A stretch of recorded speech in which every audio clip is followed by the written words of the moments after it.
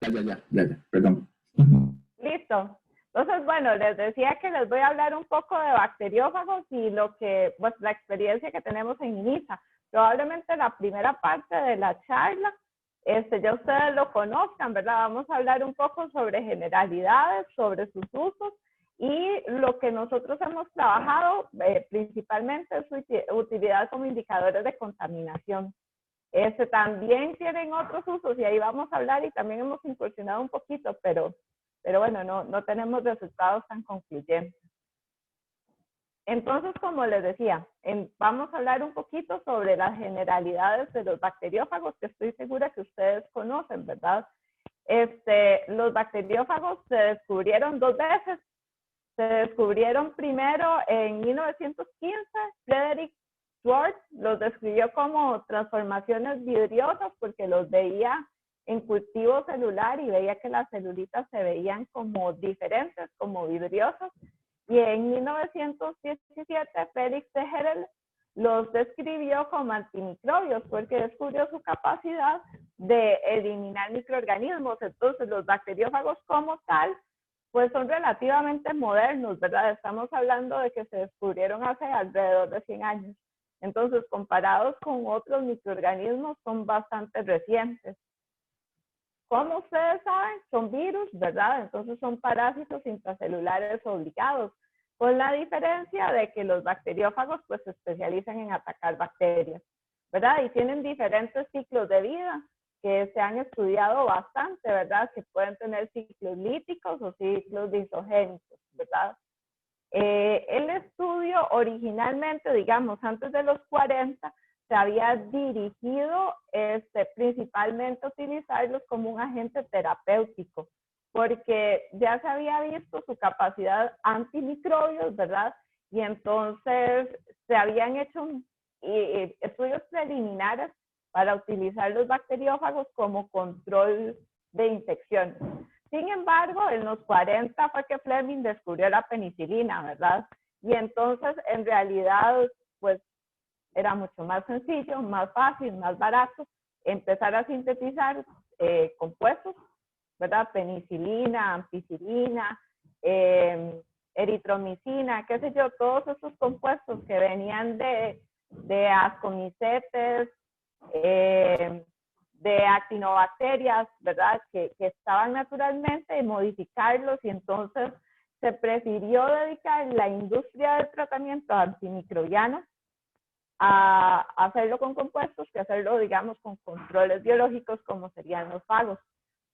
De hecho, los primeros fagos se pudieron visualizar en microscopía electrónica en los 40, pero viera que bajó un montón, digamos, la investigación en fagos, digamos, con estos fines médicos, hasta ahora que tenemos un gran problema con los antibióticos y entonces, bueno, el problema no son los antibióticos, sino la resistencia, ¿verdad?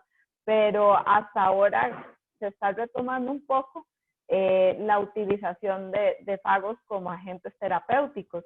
Sin embargo, digamos, sus usos en biología molecular y en otras áreas, pues sí han sido muy estudiados, muy caracterizados, ¿verdad? Y realmente son muy útiles. Es una pregunta. Sí, claro. Bueno, para todos que pueden preguntar en cualquier momento, nada más avisan. Mira, con respecto a esto que estás diciendo, yo siempre he relacionado, siempre pensé que por mucho tiempo la antigua Unión Soviética fue muy desarrollada y desarrolló, digamos, esa tecnología, el estudio de fagos muchísimo y tenían institutos de investigación sin embargo, más acá en Occidente, digamos, se enfocó más al uso de antibióticos, tal cual, las moléculas, como vos decías. Y entonces, ya que por mucho tiempo esta dualidad, digamos, de la Guerra Fría, un poco hacia unos estudiando fagos, otros un poco más antibióticos, y que luego, digamos, de la caída de la Unión Soviética, como que también se dejó de investigar mucho, digamos, en fagos y todo, y hasta ahora otra vez está retomando. No sé si vos lo ves esto también, el desarrollo, digamos, del estudio de los fagos en un contexto un poco más sociopolítico, ¿o no? De hecho, sí lo es. Muchos de los estudios, de hecho, están en ruso. O sea, entonces también es como poco, pues, son poco accesibles para nosotros, ¿verdad? Que estamos como más acostumbrados a leer, pues en inglés. Eso es como el lenguaje de la ciencia, ¿verdad? Todo se publica casi que en inglés. Y sí, digamos, el desarrollo de fagoterapia continuó, como bien indica, en los países, digamos, detrás de la cortina de hierro.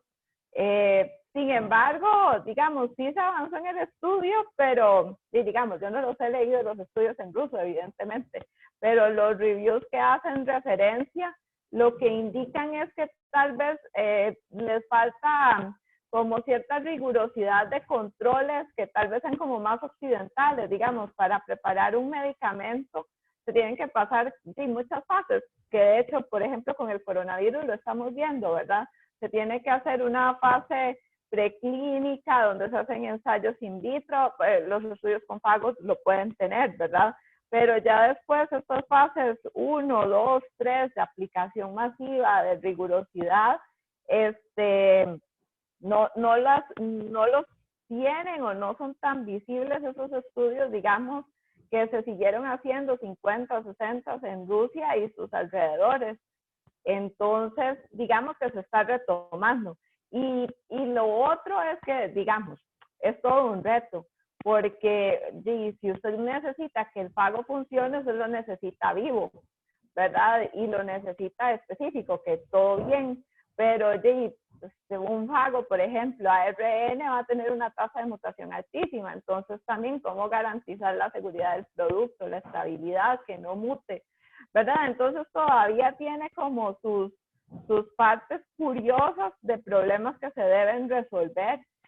Nosotros, por ejemplo, habíamos tenido muchos, bueno, como no sé si son problemas, sino como retos de investigación, porque nosotros estábamos tamizando pagos de aguas residuales para usarlos contra bacterias multiresistentes. Que bueno, lo de multiresistentes era para vender la idea, pero en realidad un pago no va a diferenciar cuál bacteria es multiresistente de otra. Tendrían que tener, no sé, como entrar por alguna proteína muy particular o qué sé yo.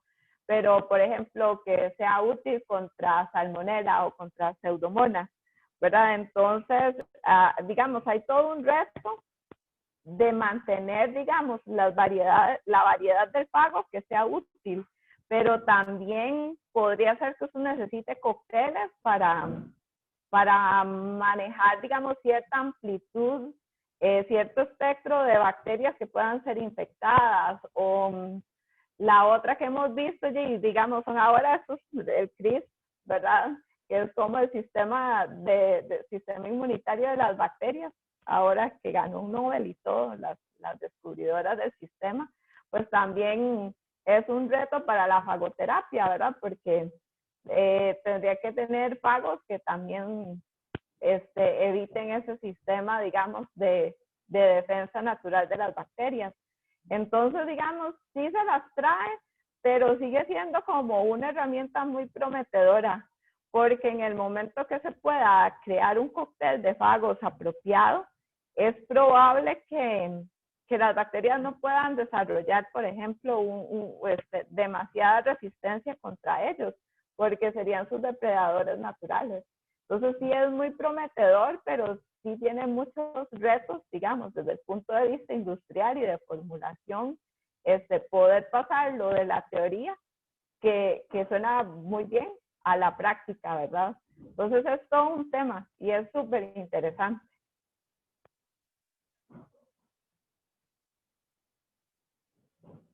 Esta imagen, fijo, ustedes la conocen súper bien, ¿verdad? Porque ya es súper estudiado cómo funciona el fago lambda.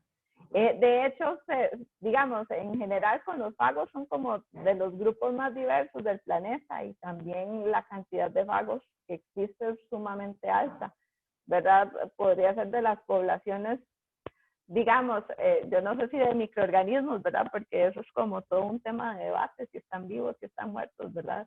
pero de estos entes podrían ser de los más abundantes que existen en nuestro planeta. Luz, esta pregunta la hemos hecho a casi todos los que han participado. ¿Vos consideras que los virus están vivos? Yo considero que los virus están vivos cuando están replicándose en una célula, como si fueran una espora. Digamos, eso es como, para mí, la forma viva del virus es la que está viviendo en una célula, replicándose, haciendo ciclo biológico, ¿verdad? Digamos, la partícula viral libre en el ambiente como una piedrita, pues es como decir una espora bacteriana, está, digamos, ahí quieta. Para mí la forma viva de los virus es esa cuando están en una célula. Yo creo que están vivos, pero que están vivos en ese momento de su ciclo, ¿verdad? Y cuando se ven las particulitas solitas, libres en el ambiente, pues es una forma inerte del microorganismo. Ok, si puedo explicar el ciclo de vida, porque tal vez algunos no lo conozcan bien, entonces lo agradecemos. Ok, entonces digamos, empezamos por esta parte donde tenemos los bacteriófagos. Eso es como una de las estructuras más comunes, ¿verdad? Que parece como una nave espacial, pero en general lo que tienen es una cápside, un cuello y unas espigas, espiculitas, ¿verdad? Y usualmente estas espiculitas son las que reconocen alguna proteína que les funciona como receptor para poder internalizarse en una célula bacteriana, ¿verdad? Entonces, lo usual es que el bacteriófago se una a la célula y pues acá es como si que inyecta el material genético. Lo podría hacer porque se une, por ejemplo, a un poro, o podría ser que en algunos otros momentos funcione como otro virus cualquiera, que se haga algún tipo de endocitosis, donde se lo digamos, se absorbe o alguna cuestión por el estilo. Y digamos, ya dentro del citoplasma bacteriano, ¿verdad? Se libera su material genético. Usualmente, pues ese material genético va a ser, digamos, como en la bacteria está todo revuelto, no hay núcleo, no hay nada, ¿verdad? Entonces aquí tenemos polimerasas y todas estas células de maquinaria genética para que haga la traducción de ese material genético para que lo duplique, ¿verdad?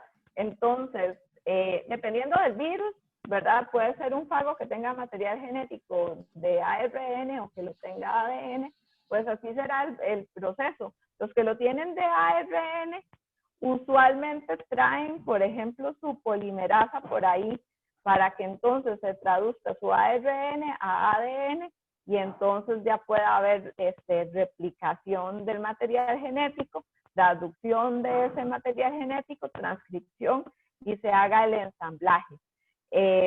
Esto ocurre, digamos, eso es como una infección regular de las que a nosotros nos suenan como más prometedoras, porque como hay una replicación masiva del virus dentro de la célula, eventualmente lo que va a pasar es que se ensamblan las partículas virales y van a haber tantos que van a romper la célula bacteriana generando lisis y liberando de nuevo partículas virales. Entonces, esa es, digamos, desde el punto de vista terapéutico, el ciclo deseable, ¿verdad? Que hagan un ciclo lítico en el que licen las células bacterianas. Sin embargo, muchos más bien tienen la capacidad de hacer un ciclo lisogénico. Y en ese caso son muy interesantes porque se inyecta el material genético y ese material genético va a quedar como un plásmido en el citoplasma bacteriano o incluso podría luego ser parte del mismo cromosoma bacteriano.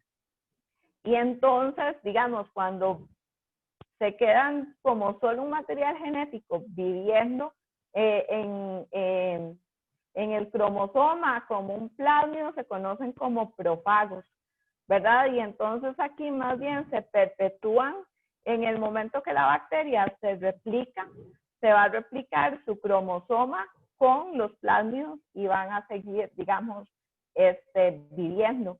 Este ciclo es muy útil para las bacterias, digamos, desde el punto de vista evolutivo, porque muchos fagos en sus genomas pueden traer genes, ¿verdad?, que les resulten de utilidad, como genes de resistencia a los antibióticos, o pueden tener factores de virulencia bacterianos, como toxinas, por ejemplo, la toxina Chiga se transmite por un fago.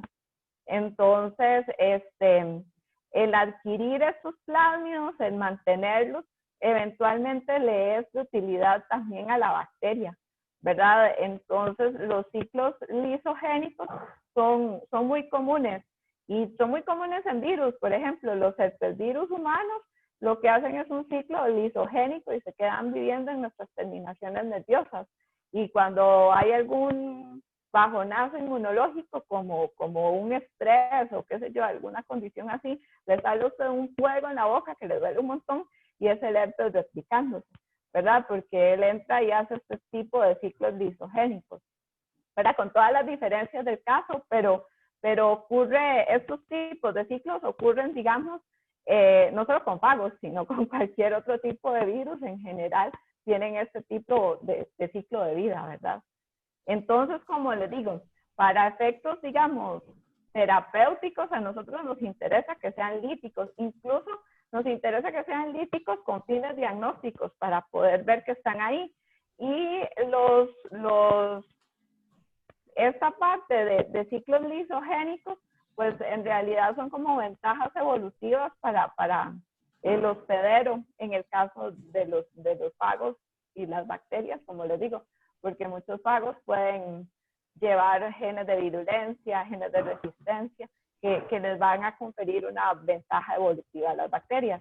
Evidentemente, para terapia eso no nos interesaría, porque no se echaría a perder el tratamiento en realidad. Otra pregunta, Luz. Claro. Vea, es que eso es una duda un poquito vieja y es más amplia.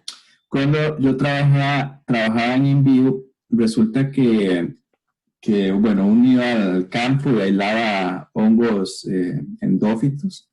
Entonces, pues los llevaba al laboratorio y entonces ya después, bueno, los aislaba, inmediatamente fermentaba, inmediatamente aislaba metabolitos y entonces ya luego esos metabolitos se probaban contra cualquier blanco terapéutico, sea la anticáncer o cualquier otro. Y resultan, y lo he visto muchas veces, que luego, bueno, encontramos un positivo, ¿verdad? Entonces ya la segunda o tercera vez que uno otra vez volvía a activar el hongo y lo volvía a crecer y lo volvía a fermentar y volvía a extraer metabolitos y volvía a fraccionar para ver bueno, y tal, y después volvía a probar, resulta que ya no lo producía.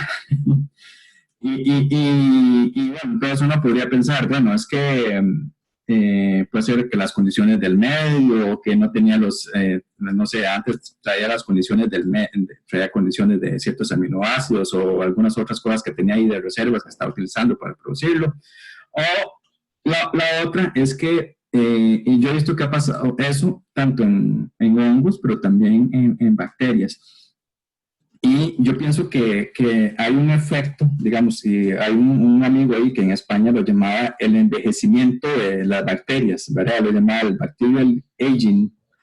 Y entonces, que al estar replicando, digamos, una misma cepa, muchas veces hace que de verdad como que las células pierden cierta vitalidad o cierta función. Y entonces, yo no sé, yo he hipotetizado, ¿verdad? O presumido que mucho tiene que ver con tal vez el aumento, y no sé si lo que estoy diciendo es una tontera, ¿verdad? Pero que el aumento de las poblaciones o la proporción de algunos casos de células, digamos, de algunos profagos, digamos, o algunos virus que estuvieran en el genoma, que se estuvieran expresando, que estuvieran disminuyendo un poco la capacidad o inclusive el aumento proporcional de profagos en el mismo genoma.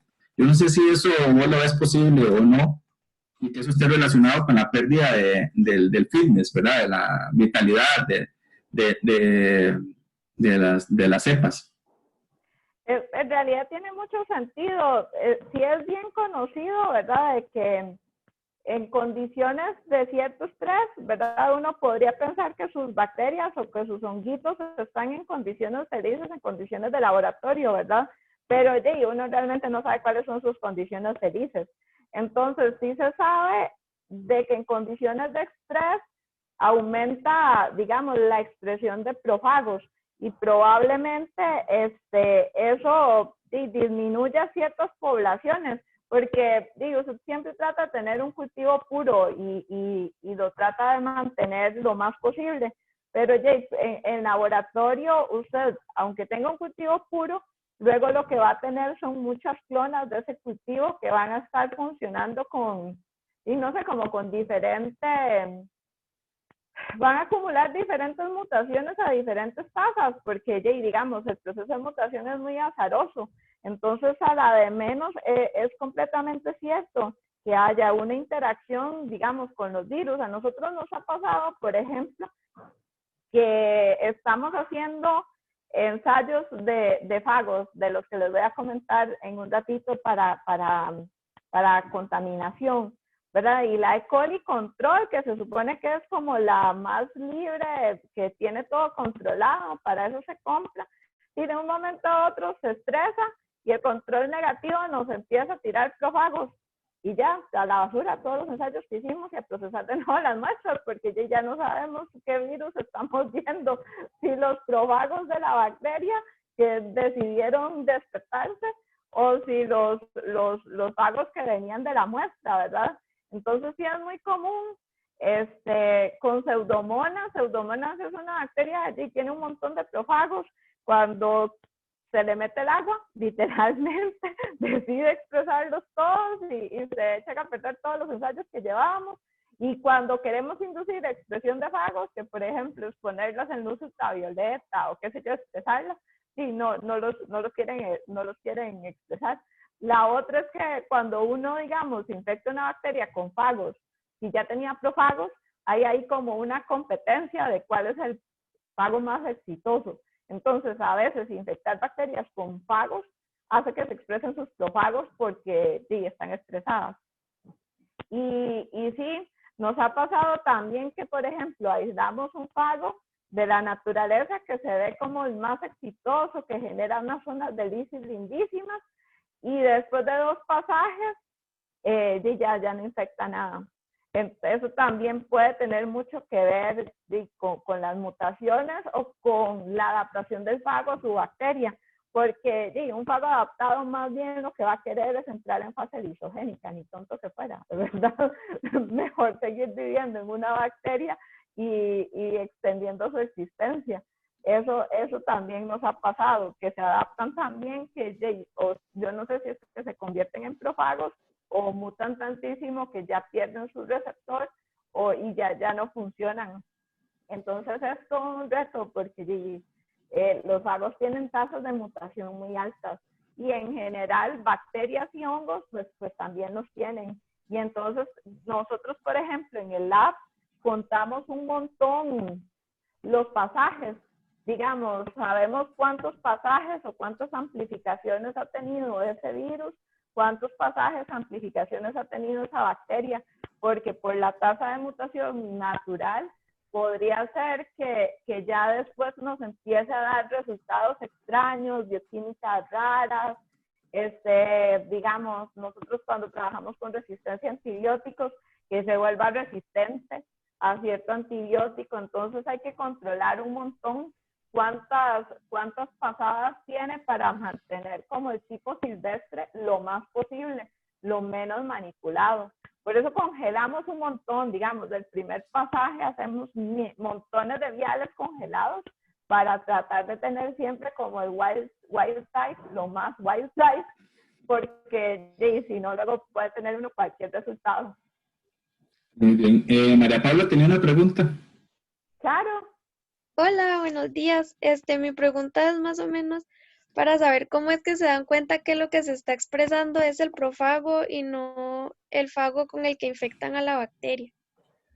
Bueno, vieras que eso es un toque de ojo, como que yo le diga que tenga un método completamente científico, no, pero digamos, sí es como muy reconocido que cuando es un ciclo lisogénico, la ruptura celular, las placas que se hacen en las monocapas de bacterias, hacen una lisis muy, muy violenta. Entonces, por ejemplo, de verdad, el cultivo se ve transparente en la zona de lisis.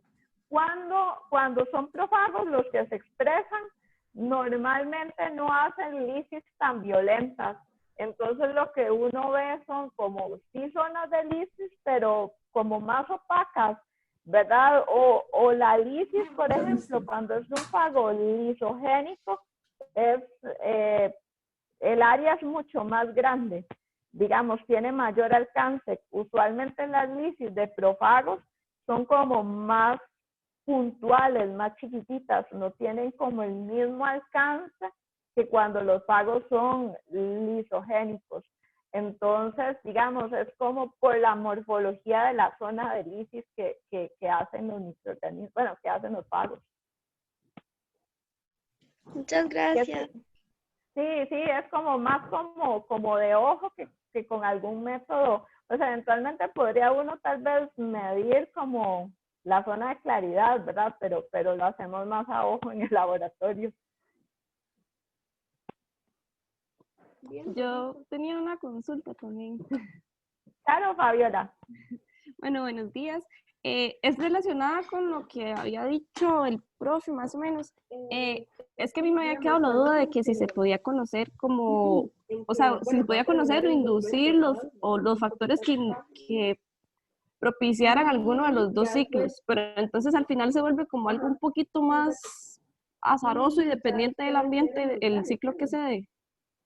Pues sí, digamos, uno puede tratar de inducir ciclos lisogénicos, no, ciclos líticos en realidad. Es más fácil inducir un ciclo lítico que un lisogénico. Entonces, la teoría siempre dice que si usted expone, por ejemplo, a una bacteria a ciertas condiciones de estrés, que puede ser luz ultravioleta, que puede ser temperatura, se activan, digamos, todos los mecanismos bacterianos de SOS, ¿verdad? De esta respuesta a condiciones adversas, y que entonces eso se sensa y hace que el fago se empiece a expresar. Entonces, así usted induciría un ciclo lítico. Pero a veces uno no sabe qué está pasando la bacteria y ella sola se estresa y induce sola sus profagos. O sea, o como le digo, a veces uno le pone dos o el otro fago y luego ve dos morfotipos de zonas de lisis, de placas en la placa, valga la redundancia. Entonces ves las placas grandes, claras, que son probablemente de los fagos externos, y ves esas zonas como menos violentas, en la monocapa, las puntuales, ¿verdad? Que corresponden probablemente a profagos. Entonces, un cultivo que uno pensaba que era puro, luego te salen dos tipos diferentes de lisis, y esos son profagos. Entonces, digamos, las condiciones, podría uno tratar de estandarizarlas, pero sí, al ser seres vivos siempre tenemos ahí como cierta variabilidad, ¿verdad? La variabilidad que da la bacteria en su respuesta y la variabilidad que da el fago también en su respuesta. Entonces, se puede intentar y existen herramientas para tratar de inducirlos, pero ¿qué te digo? Puede ser que lo tengas todo perfecto y algún experimento te salga mal porque algo cambió en las condiciones. O sea, a la de menos podría ser algo tan sin gracia como que el medio de cultivo te quedó un 0.1 más ácido y eso estresó a la bacteria. Pues qué sé yo, ¿verdad? A veces esas cosas pasan y uno no lo tiene tan bajo control, pero sí se pueden estandarizar esas condiciones para tratar de inducir que los ciclos se mantengan. De hecho, la otra, por ejemplo, cuando se quiere transformar bacterias y podría usar fagos para transformarlas, más bien lo que quieres es inducir ciclos lisogénicos. Entonces, más bien ahí le pones temperatura adecuada, medio rico, condiciones apropiadas para que la bacteria más bien mantenga el fago. Entonces sí se puede intentar y probablemente sí lo logre usted estandarizar, pero puede ser que de un momento a otro le dé algún ensayo perdido mal, porque algo pasó que no se dio cuenta y que probablemente era mínimo para uno, pero para la bacteria y para el fago sí era algo importante. Ok, comprendo. Muchas gracias. Con gusto. Profe, una pregunta. Claro. Y uno no podría dar cuenta bien que es, bueno, acercarse a qué está pasando ahí si no hace como una secuenciación del transcriptoma o alguna técnica así para saber qué es lo que se activa y qué se desactiva en ese momento específico. Bueno, pues podría ser una buena idea, Minor. Lo que pasa es que los ensayos, digamos, de fagos, si usted lo que quiere es ver inducción, por ejemplo, de fase lisogénica, usualmente los dejas para toda la noche. Entonces, vos ves el resultado al día siguiente. Para saber si algo se alteró, pues podría tratar de hacer algún tipo de ensayo para verlo dirigido y ver qué se está transcribiendo. Pero si es para controlar un ensayo en el momento que salió mal, pues ya sería too late con el transcriptoma. Pero sí es una buena idea como en la parte de estandarización o incluso para comprender mejor la interacción del fago con la bacteria, para ver cómo se mantienen, cómo sobreviven y cómo se llevan, pues sí sería muy útil.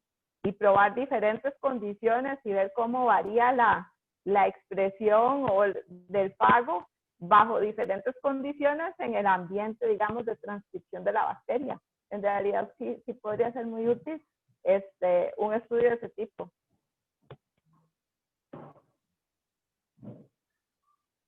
Gracias.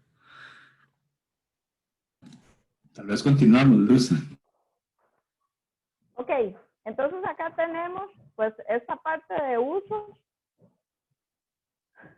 ¿verdad? Que también son bastante conocidos, ¿verdad? Uno es para modelo de estudios de procesos biológicos. Se ha descrito mucha parte de la biología molecular, de genética, usando modelos de fagos, ¿verdad?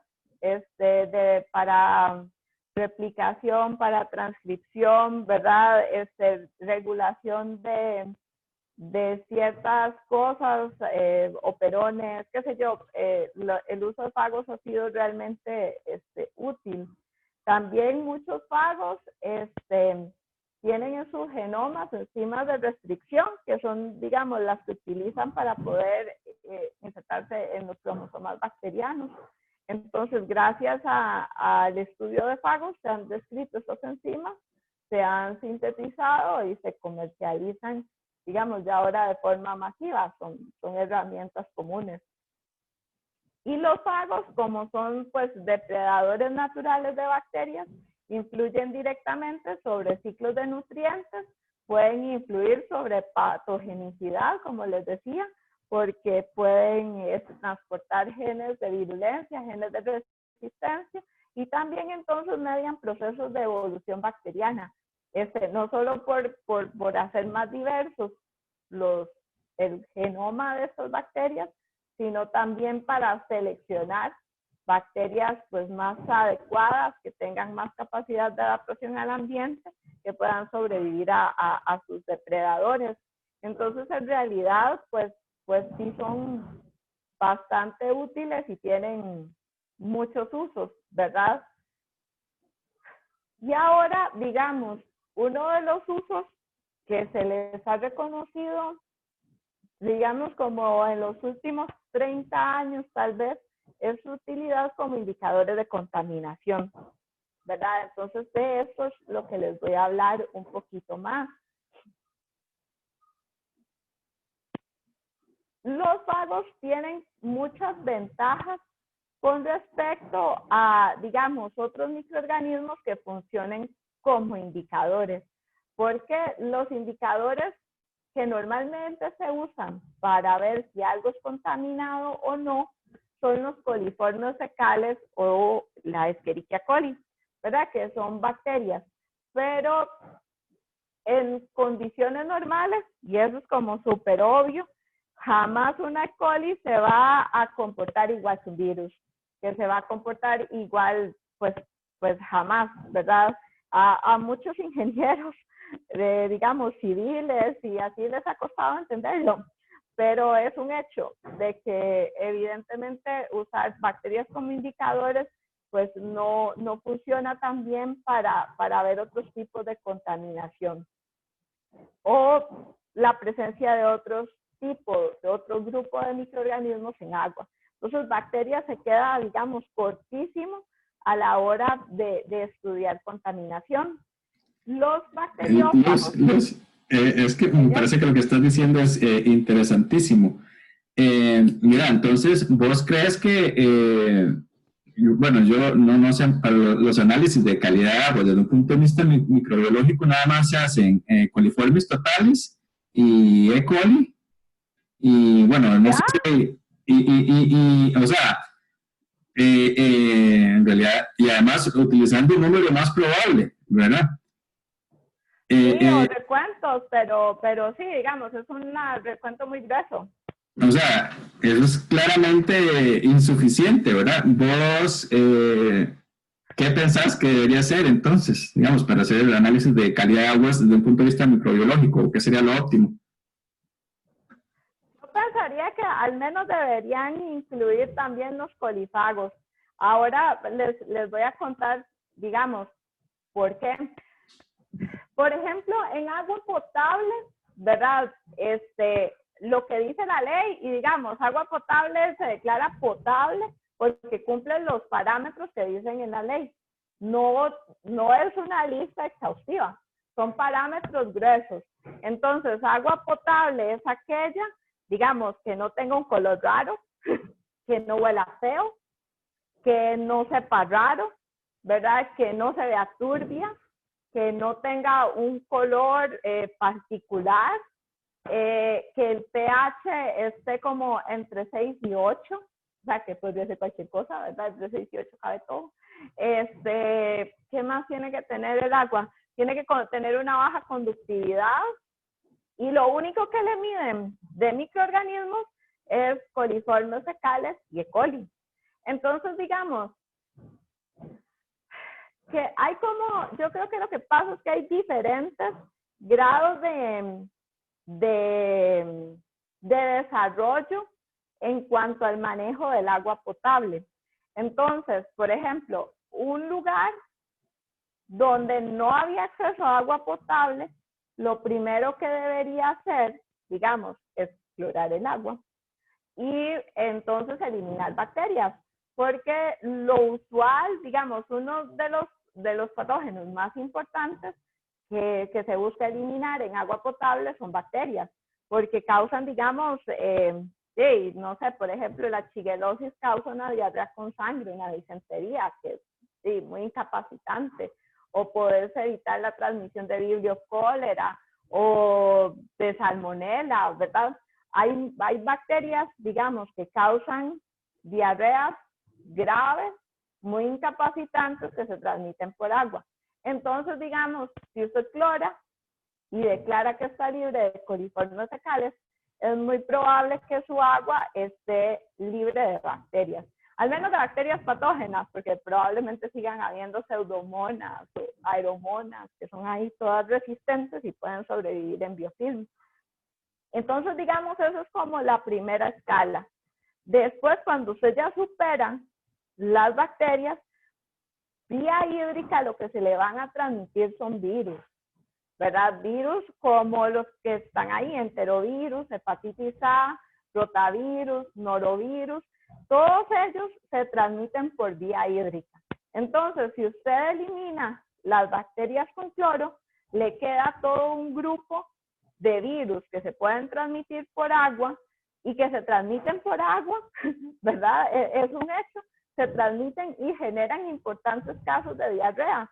¿Por qué se transmiten por agua? Porque los virus no se eliminan con cloro. Bueno, estos al menos, ¿verdad?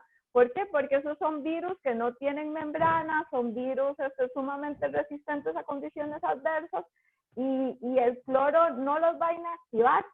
Se ocupan, ¿qué le digo? Como 6, 8 veces más del cloro regular que se le pide a un acueducto para inactivar hepatitis A, ¿verdad? Entonces se podrá desinfectar el agua, pero se le va a hacer luego una úlcera por el cloro que se está tomando usted en el agua, ¿verdad? No viene al caso. Entonces, el siguiente paso que debería dar un país que se dice, digamos, de agua limpia, debería ser controlar virus, porque esos serían los siguientes patógenos más importantes para poder garantizar que el agua es potable. Entonces, yo creo que el siguiente paso que se debería dar en Costa Rica realmente es al menos incluir el monitoreo de indicadores virales de contaminación, porque digamos, ya superamos las bacterias, ¿verdad? Ya deberíamos ir más allá. Mira, sí, no sé si alguien ha medido cuántos virus hay no sé, en una botella de agua, esta es comercial, no voy a decir ninguna marca, pero igual están llenas de virus, ¿o no? Pues yo nunca le he hecho un recuento. Digamos, ¿qué les digo? En agua potable, es que ya he encontrado como... o en el agua, no sé, del que se toma uno en la UCR o en cualquier acueducto ahí. Nosotros hemos encontrado, por ejemplo, desde 4 o 5 por 100 mililitros, digamos, unidades formadoras de placas, hay incontables. Digamos, nos pasó, pero digamos que no salga de Costa Rica esta grabación. Si quieres, apaga la grabación. Así, con toda la confidencialidad del caso. ¿Hay alguien que tome agua? ¿Hay alguien de Punta Arenas en este grupo? Porque es que vieras que nos pasó que había un brote de hepatitis A en Punta Arenas. Entonces nos contactó la gente del Ministerio de Salud. El agua de Punta Arenas es administrada por AIA, ¿verdad? Entonces les hicimos, no encontramos hepatitis A, pero digamos, el agua sí era permisiva y un problema, digamos, con el trabajo con virus o con cualquier patógeno, es que tenés que estar en el momento y en el lugar adecuado como para poderlo agarrar, ¿verdad? Porque como el agua corre, no necesariamente es tomar la muestra en el momento que está el patógeno, pero sí, digamos, si hablamos con la gente del Ministerio de Salud y tuvimos ahí una reunión toda pro con Rodrigo Marín y todo para hacer algún tipo de intervención en el acueducto del Roble de Punta Arenas, que se queda agua a Punta Arenas, porque tienen un brote de hepatitis A. Ahí la gente sigue pensando que es como por comer vigorón y cosas así. Probablemente sean las dos cosas, que sea un poco el agua y que también sea mala preparación de alimentos. Pero sí, o sea, los rangos de fagos pueden ir, o sea, desde 1, 5 por 100 mililitros hasta incontables. Incontables para nosotros viene siendo como más de 30,000, para que les hagan una idea. Es una locura.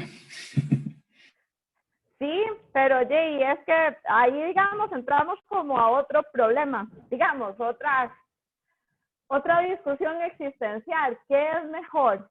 ¿Limpiar el agua o mejor proteger las fuentes de agua para que no se contaminen, verdad? Esa es otra, digamos, que es primero el gallo o la gallina. Yo creo que es mucho más barato invertir en cuidar las fuentes que limpiar el agua y ponerles más procesos adicionales al tratamiento. Pero entonces les estaba contando de los fagos, de estos en particular que nosotros trabajamos, que son los polifagos. Estos son bacteriófagos que infectan directamente Escherichia coli, ¿verdad? Y le infectan dentro de un intestino. Puede ser de cualquier mamífero, ¿verdad? Pero necesitan estar a 37 grados para poder hacer una replicación efectiva. Entonces, la replicación en ambiente es mínima. Si un fago sale al ambiente, salió por materia fecal, ¿verdad? Entonces, estos fagos, este tipo de fagos, los colifagos, son virus icosaédricos, ¿verdad? Que son estructuralmente muy similares a los virus que causan infecciones diarreicas, como enterovirus, como hepatitis A, como rotavirus, como norovirus, ¿verdad? Se parecen en su tamaño, en la forma de su cápside, se parecen también un poco en el material genético, porque son ARN algunos, ¿verdad? Entonces se parecen muchísimo.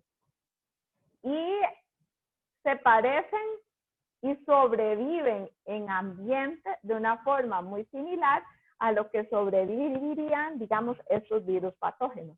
La ventaja de los fagos es que son mucho más baratos, ¿verdad? Y fáciles de detectar que un virus entérico, porque para hacer detección de estos virus, usted necesita, digamos, concentrar muestra, hacer extracción de ARN, hacer síntesis de ADN copia, necesitas hacer una qPCR, tienes que tener, por ejemplo, sondas Pacman, ¿verdad? Entonces, la metodología es más larga y más cara, mientras que con los fagos, pues es mucho más sencilla, ya ahorita se las voy a explicar. Entonces, como indicadores de contaminación, son muy fáciles y son muy accesibles, que se pueden implementar fácilmente. Acá les presento una fotografía, micrografías electrónicas de los principales. Los fagos somáticos, que son los que yo más he trabajado, pues pertenecen a estas 4 familias: miovirides, hippovirides, podovirides y microvirides. Y los F+ son inoviride y leviviride, y la diferencia entre uno y otro es que los colifagos somáticos tienen como receptor proteínas, digamos, del cuerpo de la bacteria, proteínas externas, mientras que los F específicos, su receptor es el pili de replicación sexual que tiene E. coli. Entonces son mucho más, digamos, específicos, y evidentemente, digamos, a la hora de hacer recuentos, los somáticos son mucho más abundantes que los F+, que los F específicos, y digamos, las lisis y todo, a mí me parece que son como más evidentes, más útiles de trabajar en el laboratorio, las de los somáticos con respecto a las de los F+, ¿verdad? De este grupo, de los somáticos, todos son ARN, banda simple. En cambio de los F+, pues tiene, digamos, esta doble característica, que unos son de genoma ADN y los otros son ARN. La detección en el laboratorio es muy sencilla. Por ejemplo, usted mezcla 1 mililitro de la muestra con 1 mililitro de cultivo bacteriano, le pone agar, lo revuelve todo, ¿verdad? Y lo pone en una placa que ya tenga, digamos, otra base de agar, y entonces a las 18 horas, digamos, overnight, usted puede ya ver las zonas de lisis. Y como les digo, son bastante evidentes, digamos, estos son lisis bien fuertes, ¿verdad? Que de verdad se ve que rompen completamente digamos, la monocapa bacteriana que se había formado. Uno lo que hace es que cuenta las unidades formadoras de placas, y normalmente es un análisis que lo puede hacer por mililitro de muestra, o lo puede hacer por 100 mililitros, y así es como se reporta el dato. El número de placas por mililitro o por 100 mililitros. En agua potable normalmente usamos 100 mililitros. Y en agua superficial también, pero en agua residual puede ser por mililitro, porque hay tantísimos que a veces por mililitro ya hay que diluir, porque hay demasiados. Ya les voy a contar al respecto. Entonces, digamos, el método, vean que es súper sencillo. Ahí sí lo que usted necesita nada más es filtrar la muestra, ¿verdad? Para que no vaya con bacterias y otras cosas, pero se filtran por puntos filtros del punto 22 micras y listo. Entonces, en realidad, el método es mucho más sencillo que hacer, digamos, toda la parte genética para hacer la detección de un virus en particular, ¿verdad? Entonces, pues aquí les voy a contar un poco de la experiencia que hemos tenido nosotros. Esto es de un artículo que publicamos ahora en agosto en Applied and Environmental Microbiology. Es en aguas residuales, pero nosotros también hemos hecho estudios de fagos en agua potable. Y sí, sí hemos encontrado fagos en agua potable. Y sí hemos encontrado una tendencia que entre más fagos haya en agua potable, más diarrea se ve en la población, ¿verdad? Entonces, eso, digamos, funciona también como indicadores en agua potable, funcionan como indicadores en aguas residuales y son indicadores válidos que se pueden usar en Costa Rica porque nosotros hemos trabajado y hemos probado que sí funcionan. Entonces, en este en particular, este estudio, ya les cuento cuál era la lógica que tuvimos. Nosotros en el 2013 visitamos plantas de tratamiento de aguas residuales administradas por el AIA. Aunque uno no lo crea, el AIA no administra tantas plantas de tratamiento, en realidad administra bien poquitas. Y en ese momento muestreamos todas las plantas de tratamiento que tenía el AIA de aguas residuales y que usaran como tratamiento lodos activados. Eso era como para darle cierta homogeneidad al estudio y que estuvieran en el gran área metropolitana. Y el gran N de esa muestra era 5, porque para el 2013 eso era lo que tenía el AIA en la GAM de plantas con aguas residuales. El AIA hasta ahora que empezó a trabajar con los tajos, que es una planta gigantesca, pero es una historia muy triste porque, digamos, no hace un tratamiento demasiado bueno. Lo único que tenía era plantas de tipo doméstico, ¿verdad? Entonces son como plantas de urbanizaciones que la historia usual es que se pelearon los administradores de la urbanización y entonces en el pleito les tocó a la IA. Y entonces más o menos así es que la IA se había hecho, digamos, de la administración de diferentes plantas de tratamiento de aguas residuales. Entonces estas plantas son pequeñas. ¿Qué les digo? En esas urbanizaciones pueden haber desde 200 personas y la más podía tener como 1.200 personas, ¿verdad? Entonces son residenciales, son pequeños y eran en la GAM. 2 plantas estaban en Moravia, una en San Pablo de Heredia, una en la Guásima de Alajuela y otra en Ciudad Colón en Mora, ¿verdad? Entonces tomamos muestras durante un año. Tomamos muestras a la entrada y a la salida de la planta. Y íbamos a las plantas, en una semana íbamos 3 días diferentes. Y fuimos durante 4 periodos en el año. O sea, fuimos en época seca, en la transición de época seca a lluviosa, fuimos a las plantas en época lluviosa y fuimos a las plantas en la transición de lluviosa a seca de nuevo. Entonces, al final tomamos 120 muestras, 60 muestras de entrada, 60 muestras de salida. Y de esas 60, digamos, cada planta tenía 3 muestras de entrada, 3 muestras de salida por periodo, ¿verdad? No suena tanto el N, pero luego se iba multiplicando a la hora de los análisis y entonces luego sí teníamos como bastantes datos.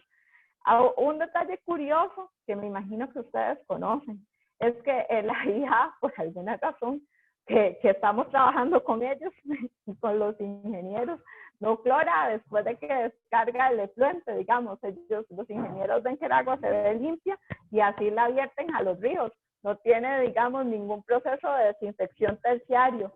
Entonces, de a cómo sale del tratamiento de lodos activados, así cae al río. Perdón. Bueno, esto que sí me parece que es importantísimo, ¿verdad? Porque es que la mayoría por ahí vi que hay un foro, no sé si hoy o mañana o algo así, sobre plantas de tratamiento y siempre es ingeniero civil, ingeniero químico, no sé quién, pero nadie con, digamos, un conocimiento un poco más de ciencias de la vida, ¿verdad? Y entonces,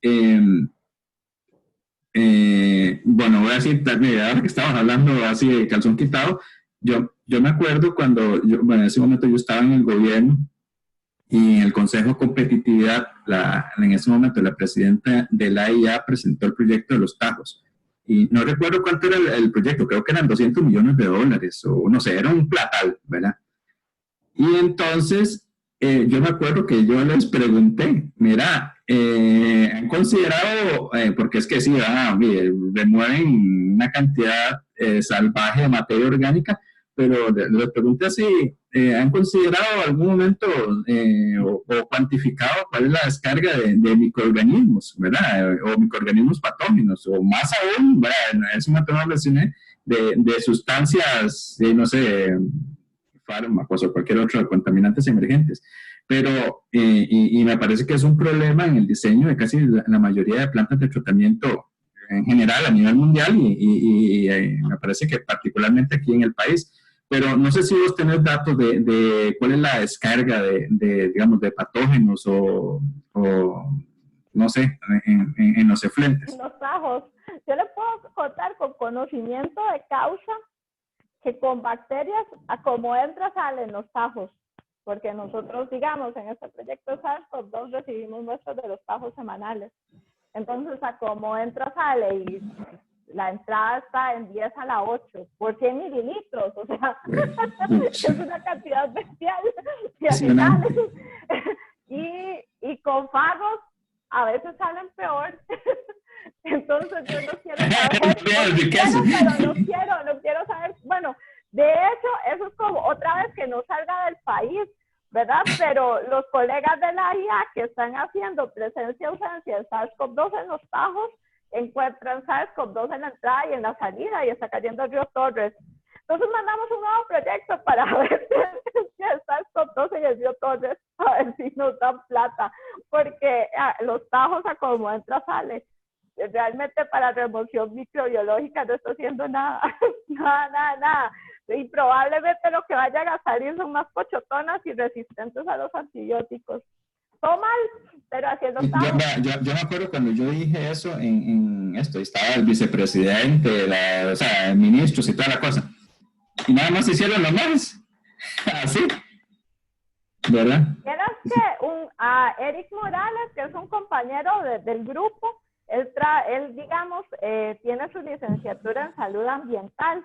Y Eric nos decía que él tenía como un profesor ingeniero que trabaja, digamos, en el área de diseño e ingeniería de la IA, y que cuando ellos le preguntaron, lo que les dijo el ingeniero era que, digamos, a como iba el río Torres, probablemente la descarga de los tajos no iba a ser peor, entonces que les daba igual. Y entonces, como todo mal, todo re mal que tengan ese tipo de mentalidad.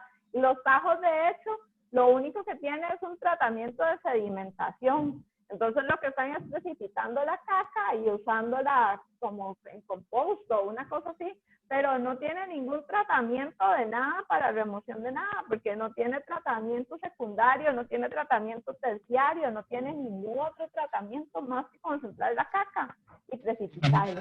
Concentrar la caca con la cantidad de microorganismos, posiblemente muchísimas resistencias a antibióticos, ¿verdad? Y entonces después de eso lo echan como compost. Entonces imagínate en cultivos agrícolas y que, bueno, hay casos, digamos, me acuerdo uno en Alemania de infecciones en el famoso caso de los pepinos, ¿verdad? Gente que se infectaba y hasta se murieron porque tenían bacterias resistentes a antibióticos en pepinos, ¿verdad? Entonces imagínense, ¿no? Terrible. Sí, los tajos, yo no sé, digamos, el IA la ha comercializado mucho y le ha hecho mucha bulla, y digamos, por dicha hay gente en AIA que sabe que no sirve. Y digamos, al inicio de la colaboración, digamos, en este proyecto del coronavirus, nosotros lo que originalmente no teníamos solo coronavirus, en realidad lo que queríamos era analizar norovirus, hepatitis A, ciclosporidina y giardia, y probarle a la gente del área, digamos, de infraestructura de la caja, de que realmente los tajos no hacen ningún tipo de remoción microbiológica, ¿verdad? Entonces, probarle con datos duros, científicos, que una planta que al menos tenga lodos activados tiene una remoción mucho más importante de patógenos que la que tiene los tajos que no hace nada. Y es obvio, pero yo no sé, parece que hay gente que no lo ve tan obvio. Y además estimarles el riesgo y modelarles, por ejemplo, sistemas de desinfección adicional para que vean también si usted clora, si le pone algún tipo de desinfección terciaria, cómo mejoraría también o disminuiría el riesgo de infección cuando se reutiliza el agua, porque digamos, sí, es que todo mal, pero hay gente, digamos, que hay que reconocer que hay gente en el área que sabe que no sirve, pero son los menos, o tal vez tengan menos voz, porque a mí siempre me han dicho los chicos del laboratorio de aguas que el poder casi siempre en el área está como en manos más de ingenieros y otro tipo de profesional que está más pensando en, ¿qué les digo? En que llegue el recurso a que el recurso sea de calidad, ¿verdad? Entonces, digamos, eso es un problema institucional, pero al menos hay gente que está intentando hacer el cambio. Sí, el tema es que es realmente preocupante porque, o sea, para modificar el diseño de una planta como los tajos son, no sé, voy a decir, 75 millones de dólares más, ¿verdad? Una cosa que probablemente no se hace fácil. Y yo estoy pensando en el proyecto del plasmidoma, ¿verdad? Entonces uno va y analiza ahí y va a encontrar, o sea, cuánta cochinada y cuánta resistencia a antibióticos y cuánta todo, ¿verdad? Porque si está saliendo 10 a la 8 en efluentes, o sea, es una cosa terrible. Y bueno, yo no sé si los estudiantes... 10 a la 8 coliformes, y los coliformes probablemente no sean los más abundantes, ¿verdad? Porque ya sabemos que hay más firmicutes o que hay otros grupos microbianos que también son importantes en resistencia, que puede que sean más abundantes, ¿verdad? Porque digamos, en muestras de esas lo que más tenemos son Clostridium, que son firmicutes. Los Clostridium no deben estar en 10 a la 8, deben estar, no sé, en 10 a la 15, ¿verdad? Son mucho más abundantes. Casi como el número de estrellas en el universo. Es increíble. Yo no sé aquí los estudiantes, pero yo no sé si alguien quiere decir algo, pero estas cosas le paran uno al pelo, ¿verdad? Sí, a mí me preocupa una cosa. César, sí. Sí, buscando aquí rápido en Google sobre la planta Los Tajos, tanto documentos de presidencia como de acueductos y alcantarillados la presentan como la pomada canaria de la limpieza de aguas. O sea, existe una percepción totalmente distorsionada. Y le ponen a usted un montón de cosas de que es el paraíso de las plantas de tratamiento. Hasta que huele sanitini.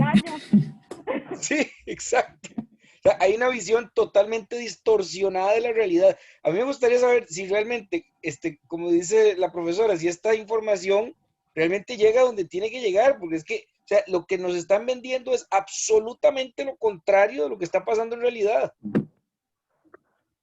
Sí, sí, Dios, tiene toda la razón. Nosotros, digamos, con los resultados de este proyecto, digamos, como de presencia de virus y todo, nos habíamos reunido con doña Yamile Tosparga, que bien que mal ella, digamos, es una persona muy abierta, pero yo no sé, es que esas instituciones son como, yo no sé, como elefantes burocráticos, qué difícil moverlos para otras direcciones, ¿verdad? Bueno, vos querías... ¿Quién iba a decir algo también? Bueno, no, en mi caso que me costaba ahí mencionar la cantidad de contaminación, bueno, microbiológica que hay, porque la verdad no conozco bien las magnitudes. O sea, ¿cuánto fue? ¿10 a la qué? 10 a la 8, o sea, la cosa... 10 a la 8 es como qué? Digamos, una planta medianamente decente debería descargar menos de 10 a la 3. Ah, ok. Creo que ahora sí me queda un poco más. Hablamos de 1000 colifados, ¿verdad? 1000 por mililitro. Aquí estamos hablando de 10 a la 8, 100 millones, ¿verdad? El orden de magnitud, ¿verdad?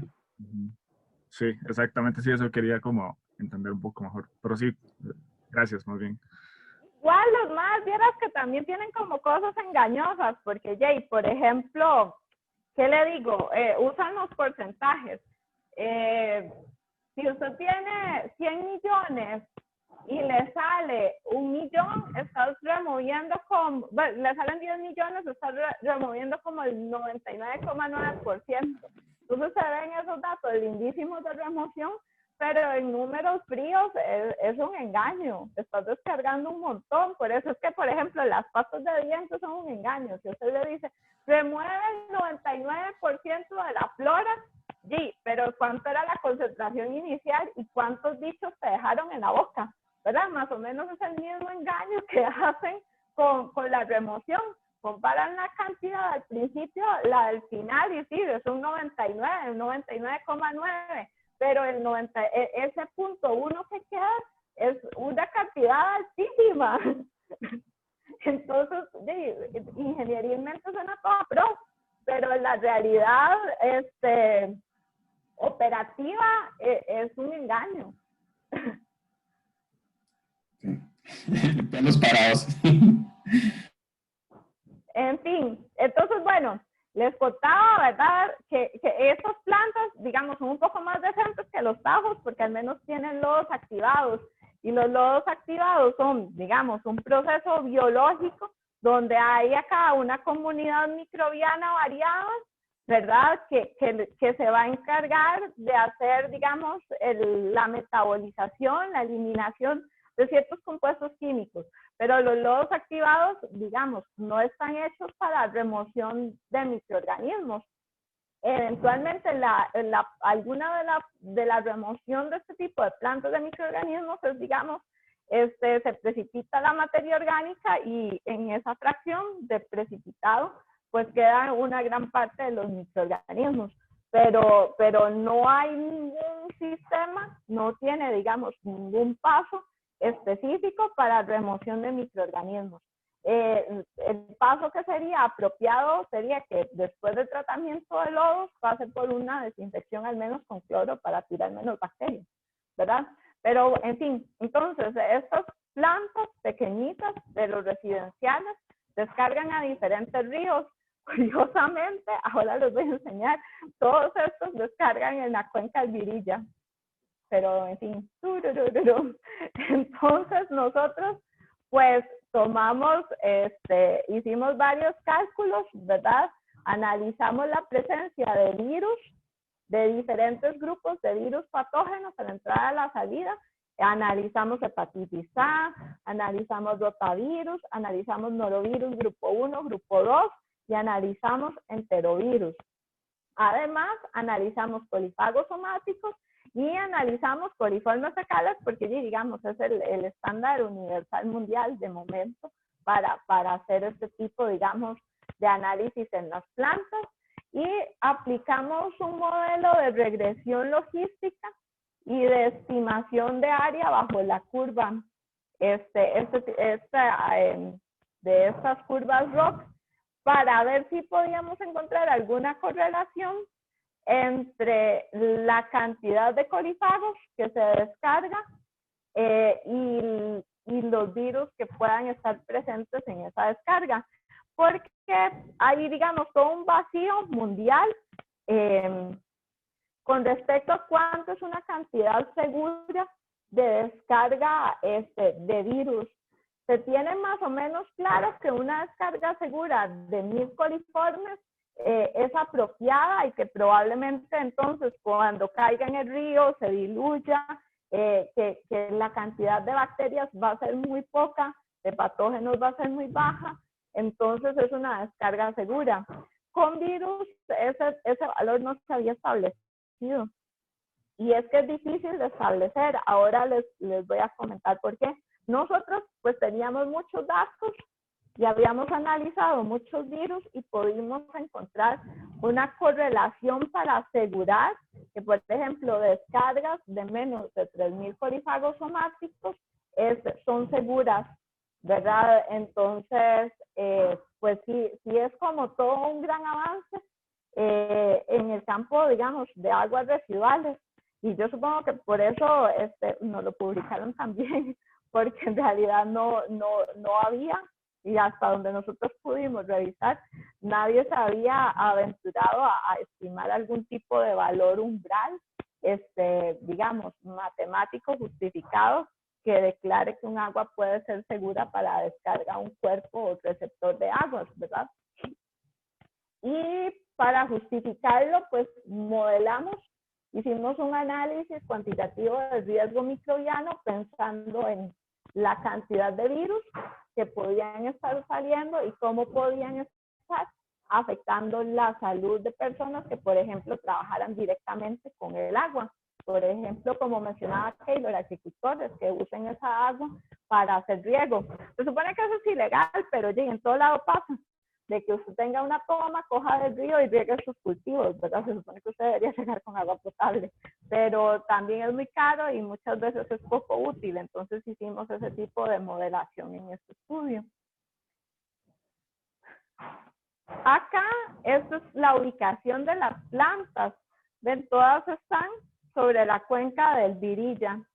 Estas dos son las de Moravia que les mencionaba, esto está en San Pablo de Heredia, esta está en la Guásima de Alajuela y esto está en Ciudad Colón, ¿verdad? Y entonces, digamos, casi todas las plantas tienen a la par algún brazo, algún río pequeñito que va a descargar eventualmente en la cuenca del río Virilla. Y la mayor parte, digamos, si se hace un análisis de suelo, pues evidentemente casi todo eso es de uso urbano. Pero eventualmente corriente abajo, pues sí se usa el agua del Virilla para hacer algún tipo de riego, ¿verdad? Entonces, digamos, eso es para que lo tengan ahí presente. Me imagino que a ustedes les ha pasado que a veces uno tiene datos por encima de o por debajo de. Ahora hay toda una tendencia estadística que se llama análisis de datos censurados. Entonces, acá la idea es cómo trabajar con esos datos que dan más de o menos de, para hacer un mejor análisis estadístico. Perdón, entonces, Luz, hay dos personas que tienen levantada la mano, María Paula y Víctor. Perdón, es que yo no los puedo ver. Sí, tranquila. María Paula. Profe, creo que la mía es vieja, no pensé que se vencía o algo así. Ok. Vos la tenés que quitar. ¿Y Víctor? Sí, yo tenía una pregunta. Si esos 3.000 PFU que vienen ahí para uso, ¿eso no aplica también para animales? ¿O no hay algún estudio así como que indique como el peligro, o sea, como algún estudio que muestre o sea, como el efecto que ha tenido toda la contaminación del agua urbana en animales que están así como asociados a los bordes de los ríos? Vieras que eso es una buenísima pregunta. Nosotros lo estimamos con patógenos humanos porque estamos hablando que la descarga es humana. Y el análisis de riesgo que ahora les voy a comentar está pensado en la exposición a humanos. Tal vez se podría repensar si se hiciera un análisis de riesgo pensado en animales que se toman esa agua y sería un estudio súper interesante. De hecho, sería súper interesante.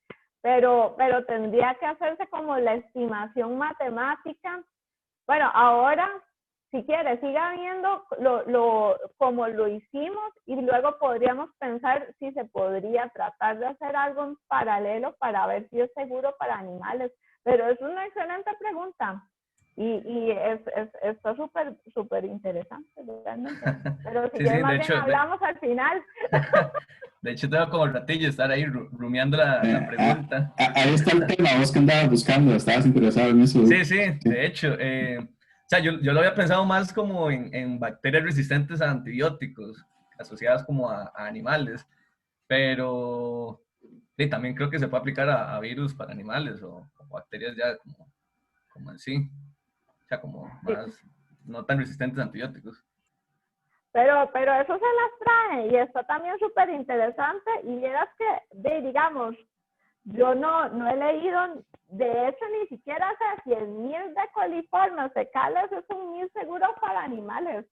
O sea que desde por ahí se podría empezar a pensar. Sí, bueno, de hecho ya eso ahí depende como los animales. O sea, yo sí estoy leyendo un poco de eso como el año pasado y, o sea, por ejemplo, si se habla como de mariscos, como de moluscos, es diferente a si se habla de peces o si se habla de como mamíferos, cosas así. No sé, las Bueno, vacas que se alimentan en los ríos, ¿verdad? Sí, exacto. Y después, Los perros también, gatos. después las, pero sí. después las van a ordeñar y uno se toma la leche, ¿verdad? Yo no sé, o sea, yo pensaba en eso.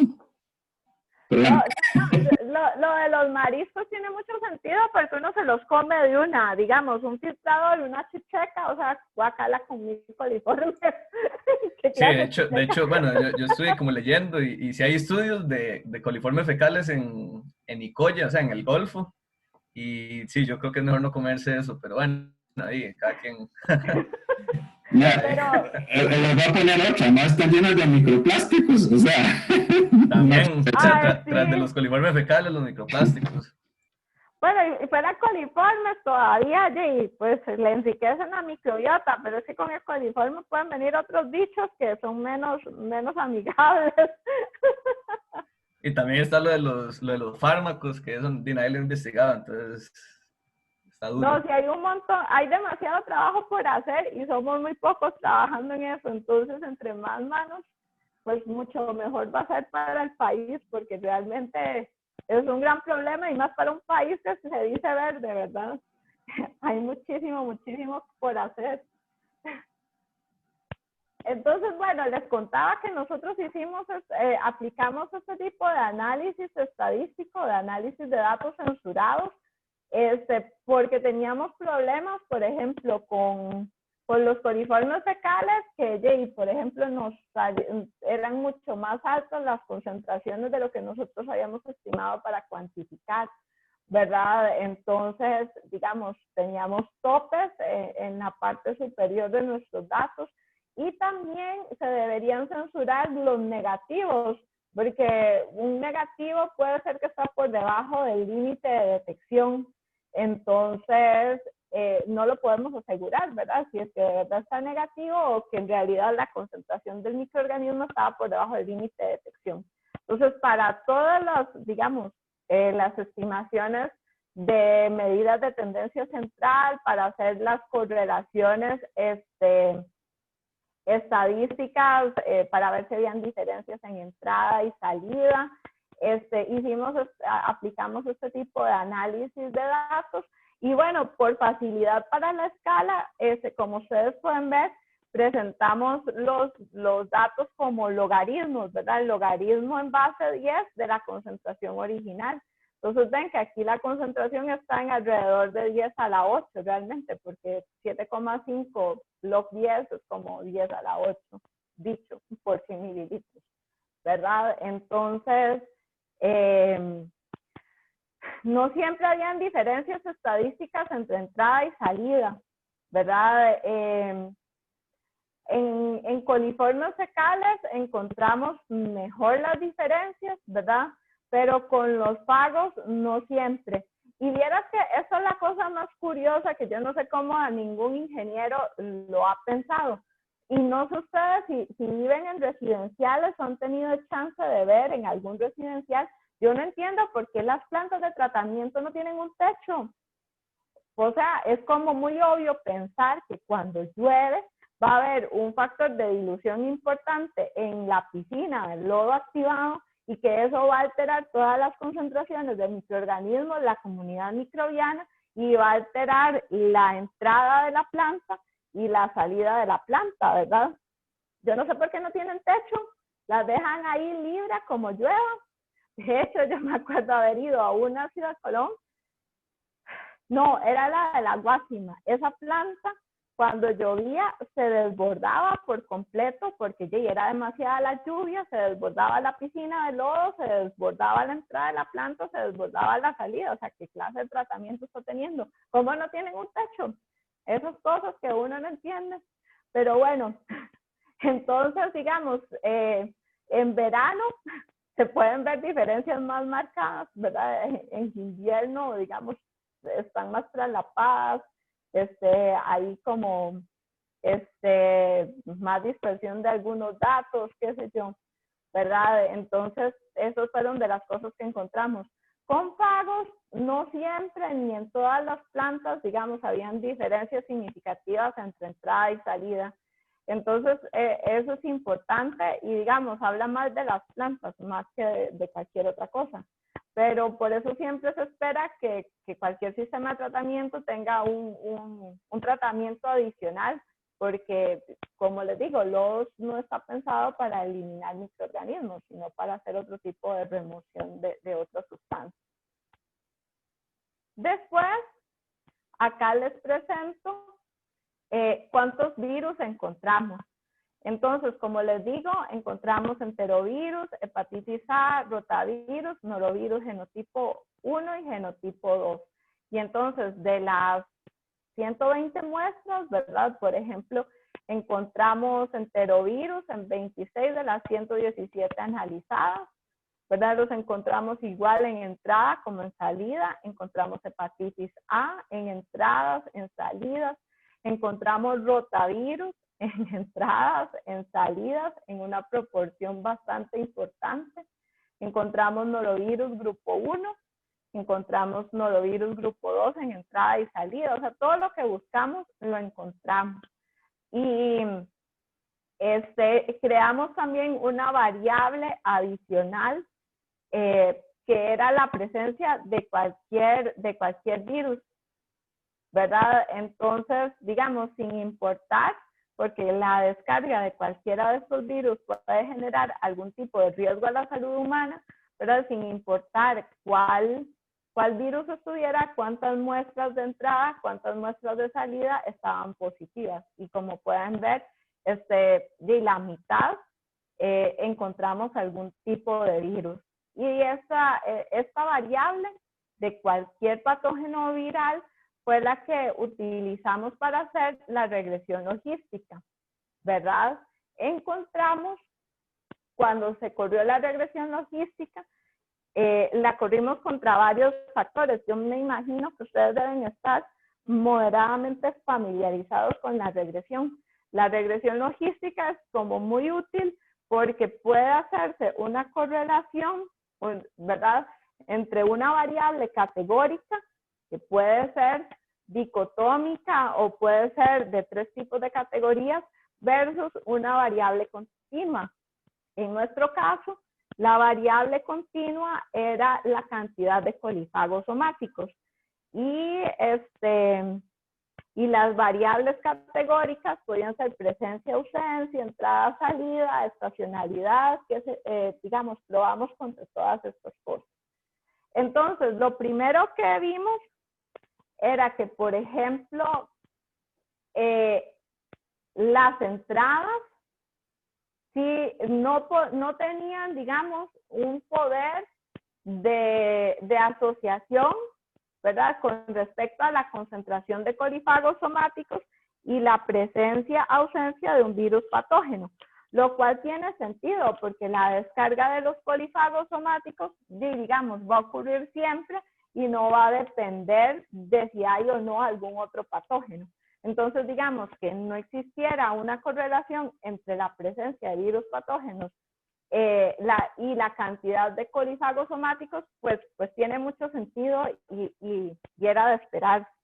Pero lo que sí encontramos es que en época seca hay más probabilidad de encontrar virus entéricos en las entradas de las plantas, ¿verdad? Eso lo que significaría es que hay más diarreas en verano, ¿verdad? Y es completamente cierto. Ese gráfico que ven ahí, que se ve muy chiquitito, se llama canal endémico. Ese es un canal endémico para la gran área metropolitana que hicimos para otro estudio, digamos, con esos resultados, pero para otro estudio que estamos realizando, en el que se ve el comportamiento de las diarreas que hubo en la GAM durante el 2013. Y entonces acá viene semana por semana un año, ¿verdad? Entonces la semana 1, la primera semana de enero, que es la primera barra que se ve ahí, y así sucesivamente hasta la última barra, que es la última semana de diciembre. Ustedes ven que ahí hay varios colores, ¿verdad? El color verde representa valores históricos de la cantidad de diarreas que ha ocurrido en la GAM, ¿verdad? Entonces, se toman 5 o 6 años para hacer la base, el fondo del gráfico, ¿verdad? Y se hace un análisis de percentiles de los casos por tasa para que no haya, digamos, ahí como mucha aberración ni mucha pérdida matemática. Y entonces el área verde del gráfico corresponde al percentil 25 de los casos de diarrea históricos que habían habido en la GAM entre el 2007 y el 2012, porque el estudio lo hicimos en el 2013. Entonces, si las barritas negras, que es el número de casos de diarrea en particular del 2013, estuvieran en la zona verde, significa que es una semana de éxito donde los casos de diarrea más bien están por debajo del percentil 25 del histórico que ha habido en la zona. El amarillo sería el rango que va del percentil 25 al percentil 50, ¿verdad? Eso es una zona, digamos, de seguridad, que es como el promedio, que debería estar el promedio, digamos, de diarrea, y sería como, estaría bien. La zona roja se considera de alerta, que es cuando los casos de diarrea están entre el percentil 50 y el percentil 75. Y lo que está fuera del gráfico es cuando se considera que hay un brote de diarrea en la zona.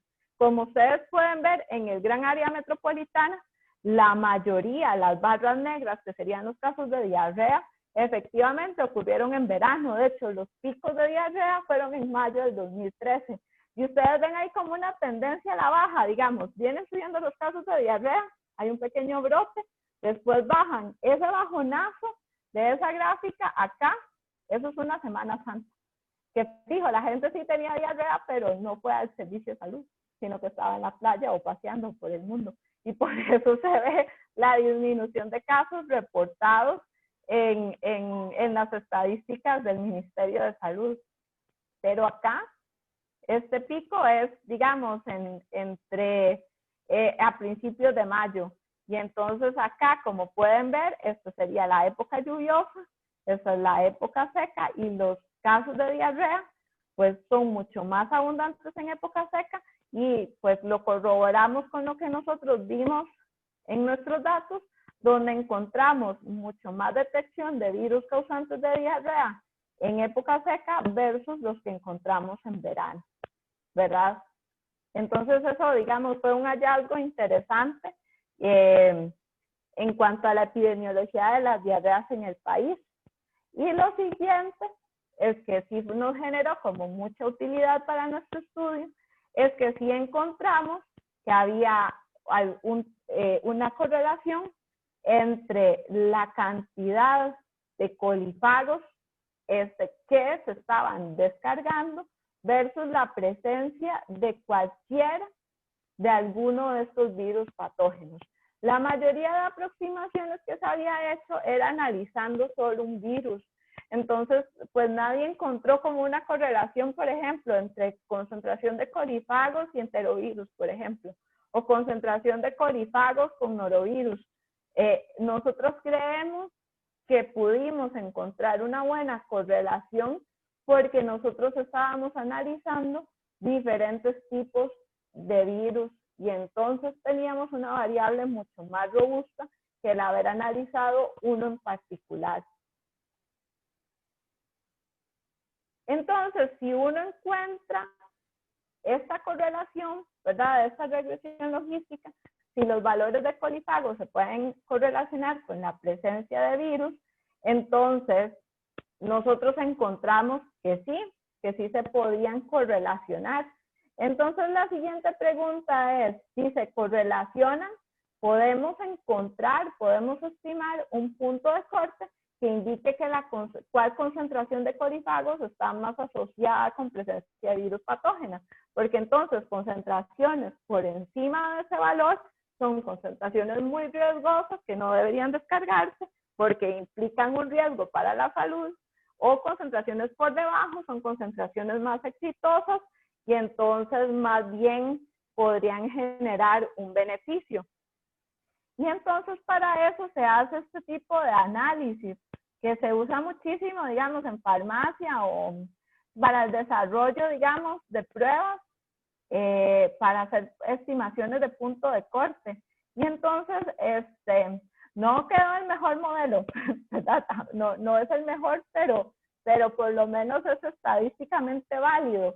Y entonces, por ejemplo, para que un modelo sea, digamos, aceptable, el área bajo la curva que se grafica, esta curva, debería estar en 0.7. A nosotros nos dio 0.6918. Lo redondeamos a 0.7. Entonces seguimos con nuestros análisis. Entonces teníamos esta curva y con esta curva usted puede encontrar sensibilidad y especificidad. Y lo que se trata de hacer es un juego donde la sensibilidad y la especificidad pues sean la mejor combinación. En este caso, nuestra mejor combinación pues ocurrió en esta concentración de 3.000 colifagos por 100 mililitros, ¿verdad? Entonces, digamos, esta es la lógica de aplicar regresión logística seguida con esta graficación de área bajo la curva, donde se ve sensibilidad versus especificidad. Y entonces, bueno, nos dio un valor bastante decente. ¿Qué tan bueno es ese valor? Bueno, lo tratamos de probar. Estimamos verdaderos positivos, verdaderos negativos, falsos positivos, falsos negativos, valor predictivo positivo y valor predictivo negativo. Entonces, acá, por ejemplo, volvimos como a reclasificar nuestra base de datos y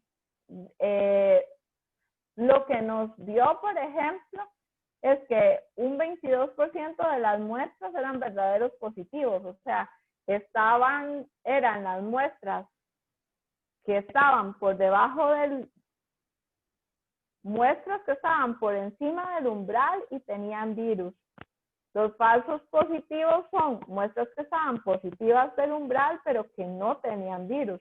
Y los falsos negativos serían muestras que están por debajo del umbral pero que no tenían virus, y los verdaderos negativos serían muestras que están por debajo del umbral y que efectivamente no tenían virus.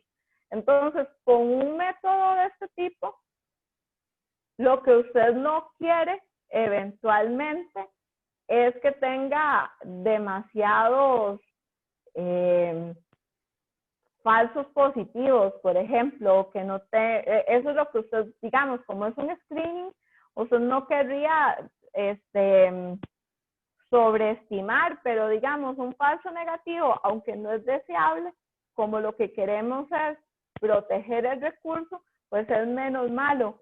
Entonces, en nuestro caso, digamos, desde el punto de vista de seguridad, un 34,5% de las muestras podrían estar, digamos, mal clasificadas, pero sí, tenemos un 63,5% de las muestras que estarían clasificadas de forma segura.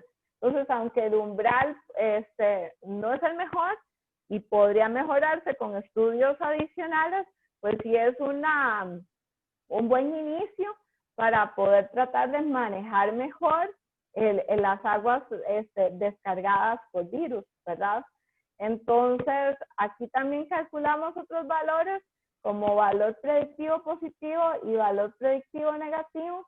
Y creo que anda como el predictivo positivo como alrededor de un 70%, que también es como bastante, sí, digamos, bastante decente. No es como para hacer el diagnóstico de una enfermedad, pero sí para tratar de hacer un mejor manejo de las aguas, ¿verdad?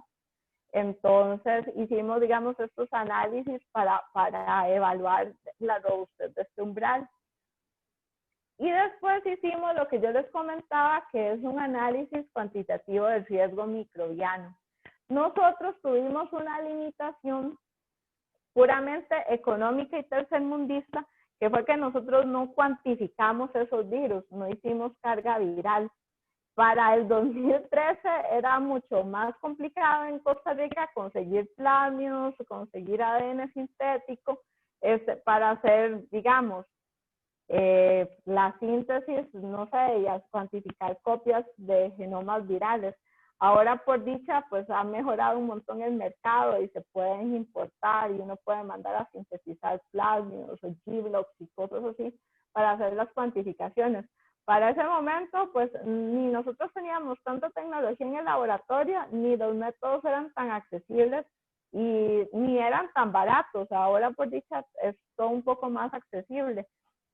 Entonces nosotros solo teníamos presencia y ausencia, pero hicimos una estimación de nuestro límite de detección como haciendo un análisis inverso. Si nosotros podemos, si la sensibilidad reportada, digamos, teórica de los métodos que usamos era de 10 copias de virus, y si usamos tantos factores de dilución, si las pérdidas de los métodos reportados son tantos, ¿verdad? Si todo fuera así, entonces, ¿cuántos números de virus? ¿Cuál sería la cantidad de virus mínima que detectamos en nuestro estudio, verdad? Entonces, nosotros encontramos que en principio lo que estamos detectando, la sensibilidad con pérdidas y todo, era 183 copias virales por 100 mililitros, ¿verdad? Y si estimábamos muy grandes las pérdidas, podíamos estar rondando desde esos 183, que era en el mejor caso, hasta un valor tan alto como 18.300 copias de virus por 100 mililitros con sensibilidades muy, muy malas. Entonces, si estábamos haciendo una detección, digamos, que oscilaba en ese rango desde el mejor al peor panorama, eso significa que la planta podría estar descargando desde 183 partículas de hepatitis A hasta 18.300 partículas de hepatitis A, ¿verdad? Y así sucesivamente para los otros virus. Entonces, cogimos estos valores y calculamos diferentes parámetros epidemiológicos, como dosis, como la probabilidad de que una persona que riegue con esa agua se enferme, cuál es el riesgo diario de que se enferme alguien, el riesgo anual para que alguien se enferme, y otro parámetro que se llama años de vida ajustados por discapacidad. Entonces, digamos, esto es un valor, en inglés se llama DAILY, que la Organización Mundial de la Salud regula para ciertos riesgos de cualquier tipo. Digamos, hay dailies para enfermedades infecciosas, pero también dailies de exposición de salud ocupacional. Hay dailies para muchas cosas. Entonces, para poder hacer todas estas estimaciones, utilizamos diferentes parámetros. Por ejemplo, el volumen de agua que podía ingerir una persona que estuviera regando con esa agua. Luego usamos una oscilación entre la dilución, ¿verdad? Porque la descarga se va a diluir en el río, en el efluente del río. Entonces estimamos cuál podía ser el factor de dilución. Y entonces, pues podía oscilar entre 1 en 100, ¿verdad? O hasta 1 en 50,000. ¿Cuánto tiempo podía durar en llegar la partícula viral a una persona? ¿Cuánto tiempo podía estar circulando en un río? Y entonces, y también tuvimos que oscilarlo porque no teníamos idea. Podía ir desde cero, de que lo agarrara a la salida, o hasta un día después, ¿verdad? En el cauce del río. Luego estimamos las tasas de, digamos, de eliminación o de degradación de los virus. Nosotros usamos para esta estimación enterovirus, hepatitis A y norovirus G1, rota no lo incluimos, porque se supone que a todos nos dio rota antes de los 5 años, y además sería como más riesgoso para niños pequeños, que es donde se ha estimado, digamos, todos estos tipos de métricas. Entonces era muy difícil ver cuál era la población expuesta y no sabíamos tampoco cómo estaba la cobertura de vacunación, porque para el 2013, aunque rota era una vacuna obligatoria, no la ponía a la caja. Entonces, digamos, era muy complicado el manejo de rotavirus y no se incluyó en este análisis. Después, estos son datos teóricos de dosis respuesta. Entonces, por ejemplo, ¿cuántas partículas virales son necesarias?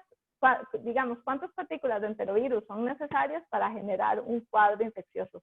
¿Cuántas de hepatitis A? ¿Cuántas de norovirus? ¿Verdad? Y esto tiene como cierto modelo matemático para ser explicado. Después vimos cuál era la morbilidad para cada uno de estos virus, de acuerdo a la literatura.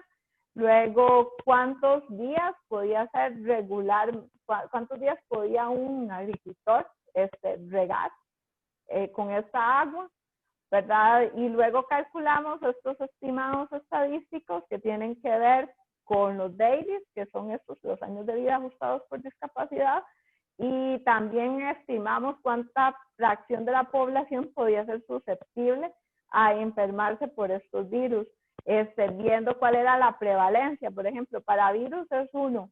Todos estamos propensos a enfermarnos siempre por algún enterovirus, porque hay más de 70 variedades, entonces, en realidad, y tienen muchos genotipos, genogrupos. Entonces, esa es como la probabilidad. Con hepatitis A, por ejemplo, probablemente ahora sea mayor, pero a estos estudios como del 2000, y es el único que encontramos, se estimaba que el 70% de la población era negativa por hepatitis A. Entonces, la fracción, digamos, expuesta era de un 0.71, ¿verdad? El resto de la población que nunca se había enfrentado a hepatitis A. Y con norovirus es como un estimado teórico de acuerdo a la etnia, que de hecho es lo que buscamos, un estudio de Bernal Morera, que tenía como, no sé, como diseñado, estudiado cómo era la composición étnica de la población costarricense, y con base a eso y a los estimados teóricos, estimamos cómo podía ser la susceptibilidad de acuerdo a la etnia para norovirus. Entonces, ¿verdad? Con todos estos datos se hizo la estimación de riesgo, y todo eso termina metido en estas cajitas, ¿verdad? Entonces, esto es una gráfica donde se toma, este es digamos, el máximo aceptado de días ajustados por discapacidad que admite la Organización Mundial de la Salud. Entonces, por ejemplo, oscilando las concentraciones, ¿verdad? Entre 183 virus que salen hasta 18.300, y todas estas variaciones de que podría ser la exposición por alguno de estos microorganismos, estimamos cuál era el riesgo de noro, que en realidad es súper bajo, el de enterovirus, que digamos es un poco mayor, pero sigue estando por debajo de lo estimado por la Organización Mundial de la Salud, y también el de hepatitis A, que de hecho es como uno de los más pesados, porque hepatitis A, digamos, tiene muchos susceptibles y su dosis infecciosa es muy, muy baja. Entonces es un virus muy peligroso. Y después hicimos un acumulado, ¿verdad? Si sumamos el riesgo de noro más el de entero más hepatitis A, ¿qué tan segura es el agua? ¿Verdad? Y entonces, digamos, sí está ya muy cerca del parámetro de la Organización Mundial de la Salud, pero sigue quedando por debajo, diciendo que el agua, si se estuvieran descargando entre 183 y 18.300 partículas virales, aunque fuera de los 3 tipos de virus, seguiría siendo un valor aceptable y seguro para una descarga. Entonces, 3.000 parece que es un buen valor para eso, ¿sí? Mira, esto que calculaste es para de plantas de tratamiento, bueno, basada en información de plantas de tratamiento domésticas, pero si la calcularan ahora, incluyendo, por ejemplo, los tajos probablemente sí sobrepasaría estos umbrales, ¿no? Ah, sí, pero los tajos ya de plano sobrepasa colifagos, o sea, los tajos pueden estar descargando 1 millón de colifagos fácil, fácil. Sí. Ok, era eso, sí. Sí, digamos, yo no sé si ustedes vieron por ahí, nosotros llevamos con el muestreo de coronavirus, llevamos como un 50% de lo que teníamos pensado ya muestreado. El 75% de las salidas de las plantas está por debajo de este umbral de 3,000 y hay un 25% que está por encima. No me acuerdo, digamos, exactamente porque uno lo saca de la base de datos, ¿verdad? Pero estoy no sé, un 90% segura que el 25% que no cumple los tajos, digamos, en nuestra muestra, ese 25% probablemente corresponda a los tajos, porque no, ni aunque llueva, diluye lo suficiente para que se vea más baja la cantidad.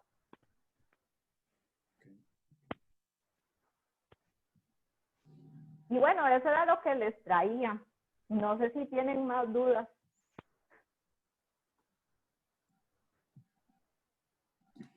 Estuvo muy interesante toda la conversación, y las ramas. Ya son Sí. casi las 10, que perdón, no lo hicimos ni con salud ocupacional de parar cada cierto tiempo, qué vergüenza. Es que yo me emociono hablando y el tiempo buena cuando uno se divierte, qué pena. No, súper bien, Luz, más bien. Yo no sé si alguien tiene alguna pregunta. Si no... Yo que nadie ha hecho fuerza que lo mal, según yo. Qué vergüenza. Tranquila, muchas gracias. ¿Alguien iba a hablar? No, yo iba a decir a manera de comentario que me gustó un montón la charla. Creo que no hablo solo por mí cuando digo que fue muy dinámica, digamos, y hasta cautivadora ver todo el hilo. Yo que no soy así muy fan de estos temas, me generó demasiado interés. Entonces, creo que es mérito para el tema, pero también para la panelista. Entonces, muchísimas gracias. Ay, muchas gracias. ¿Alguien más? No, pero